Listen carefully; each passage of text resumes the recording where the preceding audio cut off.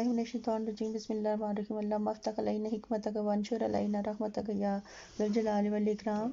ऐ अल्लाह अज़्ज़ा वजल हम पर इल्म व हिकमत के दरवाज़े खोल दे और हम पर अपनी रहमत नाजिल फरमा। ऐ अज़मत और बुजुर्गी वाले। You all are requested to recite this दुआ। Today we are going to answer the short question of chapter number 8. Question number 1 is identify at least two groups which contain only metallic elements. तो हमने ये पढ़ा था कि periodic table की left side पे सारे के सारे जो हैं वो मेटल्स होते हैं। तो फर्स्ट टू ग्रुप्स ऐसे हैं जिसमें सब मेटल हैं सिवाय हाइड्रोजन के। फर्स्ट ग्रुप में सबसे टॉप पे एटॉमिक नंबर 1 हाइड्रोजन है, वो मेटल नहीं है। इसके अलावा अल्कली मेटल्स यानी फर्स्ट ग्रुप और अल्कलाइन अर्थ मेटल्स जो है सेकेंड ग्रुप, ये सारे के सारे जो हैं वो दो ग्रुप्स हैं जो सारे के सारे मेटल्स हैं। तो फर्स्ट ग्रुप का निमोनिक हमने बनाया था कि हाली ने की रब से फरियाद, तो एच के अलावा बाकी सारे उसी तरह निमोनिक से लिख लें। और सेकेंड ग्रुप में बी माँ जी का सर बड़ा, ये वो सारे के सारे एलिमेंट्स उसी के अकॉर्डिंग निमोनिक के अकॉर्डिंग आपने लिख लेने हैं। तो फर्स्ट ग्रुप में कौन कौन से मेटल्स आ जाते हैं? Sodium, potassium, rubidium, caesium and francium. And second group में आ जाते हैं beryllium, magnesium, calcium, strontium, barium and radium.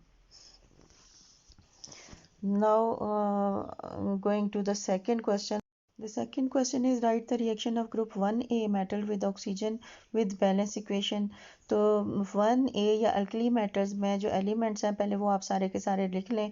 कौन कौन से हाइड्रोजन के अलावा जो मेटल्स हैं वो कौन से हैं? Lithium, sodium, potassium, rubidium, caesium and francium. तो सबके हम बारी बारी लिखेंगे। फर्स्ट है हम लिथियम का लिख रहे हैं, तो लिथियम के in presence of oxygen lithium burn with red flame and give lithium oxide which is white solid. अब इसकी इक्वेशन भी है। सेकंड जो है हम सोडियम का लिखते हैं, तो सोडियम का रिएक्शन है ये क्या बनाता है? सोडियम ऑक्साइड बना देता है। थर्ड जो है वो पोटेशियम के साथ है, पोटेशियम जो है ऑक्सीजन के साथ मिलके पोटेशियम ऑक्साइड बना देता है। इसी तरह रुबिडियम और सीजियम जो हैं वो फायर कैच कर देते हैं in air and produce super oxides. तो ये सारे के सारे जो हैं वो किसके हैं?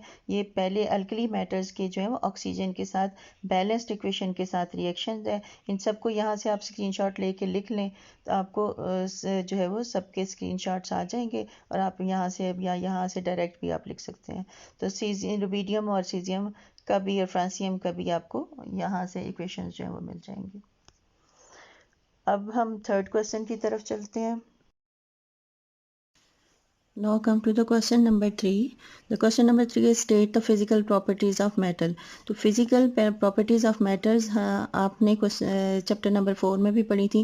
तो चैप्टर नंबर 4 इस बुक के 115 पेज पे मेटल्स की जो है दी हुई हैं। और मेटल्स की आप वैसे इमेजिन कर लें कोई मेटल जो आपके आसपास हो, जैसे आयरन बहुत होता है तो आयरन को इमेजिन करके उसकी प्रॉपर्टीज़ लिखें कि ज़्यादातर जो मेटल्स होते हैं वो सॉलिड होते हैं, इनकी हाई मेल्टिंग और बॉइलिंग पॉइंट जो हैं ये मेलेबल हैं, ये डक्टाइल होती हैं।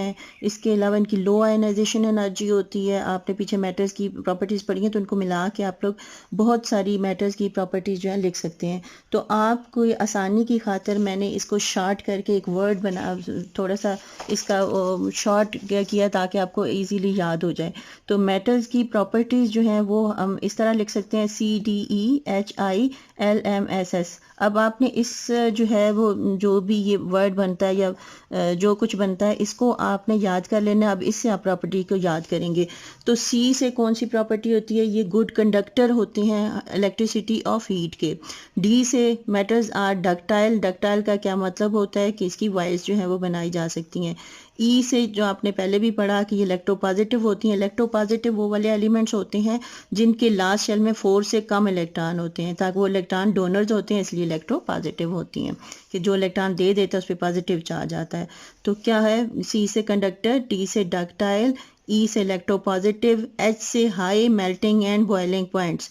इनके मेल्टिंग और बॉइलिंग पॉइंट मेटल्स के हाई होते हैं। और आई से इनकी आयोनाइजेशन एनर्जी है। इनकी आयोनाइजेशन एनर्जी क्या होती है? लो होती है।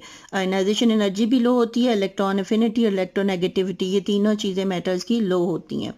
हाँ, आई से आयनाइजेशन एनर्जी। और एल से क्या है? एल से ये लस्ट्रस होती हैं, चमकदार होती हैं।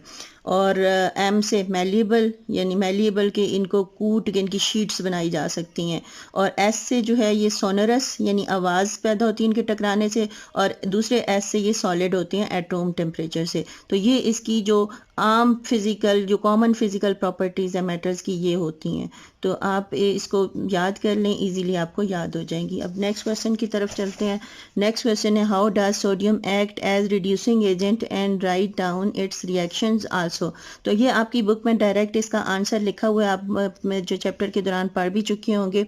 तो इसका पेज नंबर 231 पे पीछे जाएं, पेज नंबर 231 पे आपको रिड्यूसिंग एजेंट आपको दिए हुए हैं। तो इसलिए हम दोबारा से इसको, आपने चूँकि कर चुके हैं तो बार बार इसको करके ये देखें, ये रिएक्शन एज रिड्यूसिंग एजेंट, तो आपने ये वाला रिएक्शन लिखना है, ये दो इसकी एग्जांपल्स लिखनी है।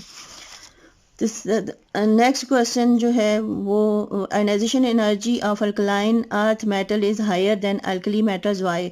कि सेकेंड ग्रुप की आयनाइजेशन एनर्जी फर्स्ट ग्रुप की आयनाइजेशन एनर्जी से क्यों हाई होती है, ये आपको मैं इसकी स्लाइड भी बना के लगा दूंगी। इसके अलावा आपको बता देती हूँ, क्योंकि सेकेंड ग्रुप के आउटर मोस्ट शेल में 2 इलेक्ट्रॉन्स होते हैं और फर्स्ट ग्रुप के आउटर मोस्ट शेल में 1 इलेक्ट्रॉन होता है। तो 1 इलेक्ट्रॉन को रिमूव करना ईजी होता है, इसलिए उनकी लो आयनाइजेशन एनर्जी होती है। जबकि 2 इलेक्ट्रॉन को रिमूव करना जो है वो मुश्किल हो जाता है, क्योंकि एक इलेक्ट्रॉन जब हम रिमूव करते हैं तो दूसरा इलेक्ट्रॉन जो है वो, उसकी अट्रैक्शन जो है वो न्यूक्लियस के साथ ज़्यादा हो जाती है, तो उसकी हाई एनर्जी देनी पड़ती है। तो 2 इलेक्ट्रॉन्स की वजह से, आउटर मोस्ट 2 इलेक्ट्रॉन्स की वजह से जो है इनकी आयनाइजेशन एनर्जी जो फर्स्ट ग्रुप के आयनाइजेशन एनर्जी से हाई होती है।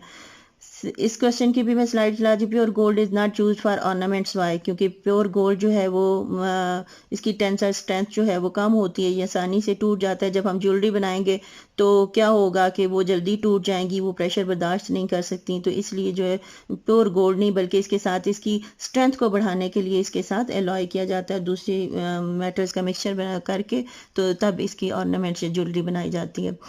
Question number 7 is what are the uses of magnesium. तो यूजेस ऑफ मैग्नीशियम भी पेज नंबर 235 पे क्लियरली दिए हुए हैं, वहाँ से आप यूजेस ऑफ मैग्नीशियम देख लें, या फिर मेरी वीडियो दोबारा देख लें जिसमें मैंने यूजेस ऑफ मैग्नीशियम और सोडियम जो है वो कराया हुआ है। ये क्वेश्चन नंबर 5 और 6 के आंसर है, इनकी स्क्रीनशॉट आप ले लें और इनको यहाँ से याद कर लें। पहले मैं आपको ओरली ये समझा चुकी हूँ, क्वेश्चन नंबर 5 का आंसर भी और क्वेश्चन नंबर 6 का आंसर भी। अब 5 के बाद 6 की स्लाइड चलेगी, वो आप देख लें। इसके बाद हम क्वेश्चन नंबर 9 की तरफ जाते हैं। ये क्वेश्चन नंबर 6 की स्लाइड है, इसका भी स्क्रीनशॉट ले लें। अब आता है जी क्वेश्चन नंबर 8। क्वेश्चन नंबर 8 है, write down the reaction of chlorine with sodium hydroxide with balance equation. Sodium hydroxide के साथ क्लोरीन का आपने रिएक्शन लिखना है। तो सोडियम हाइड्रोक्साइड के साथ क्लोरीन दो तरह से रिएक्ट करता है। अगर वो कोल्ड हाइड्रोक्साइड के साथ रिएक्ट करे तो डिफरेंट प्रोडक्ट बनता है, अगर वो हॉट के साथ रिएक्ट करे तो डिफरेंट बनता है। तो दोनों का लिखा हुआ है। अगर वो कोल्ड के साथ रिएक्ट करेगा तो सोडियम हाइपोक्लोराइट बनाएगा, और अगर वो हॉट सोडियम ऑक्साइड के साथ, सोडियम हाइड्रोक्साइड के साथ रिएक्ट करेगा तो सोडियम क्लोरेट बनेगा।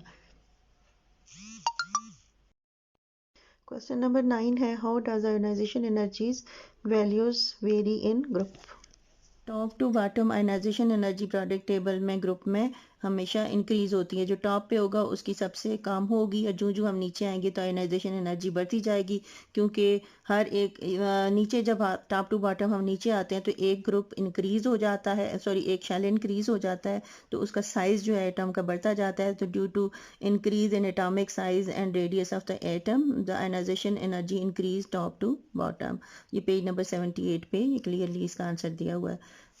Question number 10 is what happen during displacement reaction in halogen. तो ये पिछले ही पेज पे वेरी लास्ट टॉपिक जो है ये वाला है, ये देखें डिस्प्लेसमेंट रिएक्शन। तो आपने ये वाला आंसर इसका लिखना है, ये वाला और साथ ये वाली इक्वेशन इसकी है। तो ये आपने इसका डिस्प्लेसमेंट रिएक्शन है हेलोजन का। खुश रहिए, खुशियाँ बांटिए। अल्लाह हाफिज़।